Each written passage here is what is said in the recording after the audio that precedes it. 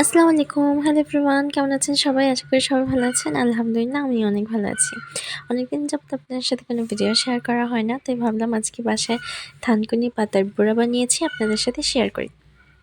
বড়া বানানোর জন্য এখানে আমি মসুর ডাল বেটে নিয়েছি, পেঁয়াজ কুচি দিলাম, কাঁচামরিচ দিলাম, আর এখন দিয়ে নিচ্ছি মেন ইনগ্রিডিয়েন্টস থানকুনি পাতা। থানকুনি পাতাটা আমি কুচি কুচি করে কেটে নিয়েছিলাম, পানিটা ঝরিয়ে নিয়েছি। এখন এর মধ্যে লবণ এবং হলুদের গুঁড়ো দিয়ে ভালো করে মেখে নেব।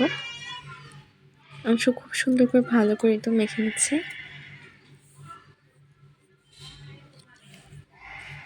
যেন পাতাটার সাথে ডালগুলো একদম সুন্দর করে মিশে যায়। মাখা শেষ হলে এই পর্যায়ে আমি চুলার মধ্যে তেল গরম করতে দিয়েছি।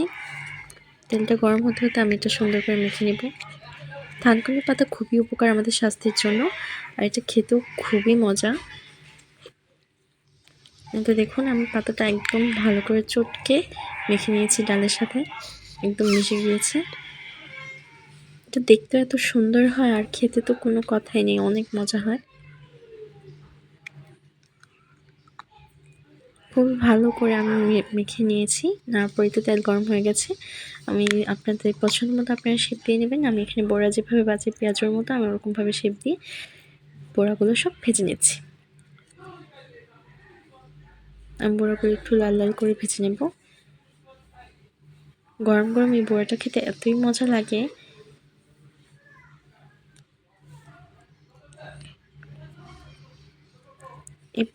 এপিস ওপিস উল্টে আমি ভালো করে ভেজে নেব সব কয়টা বড়া।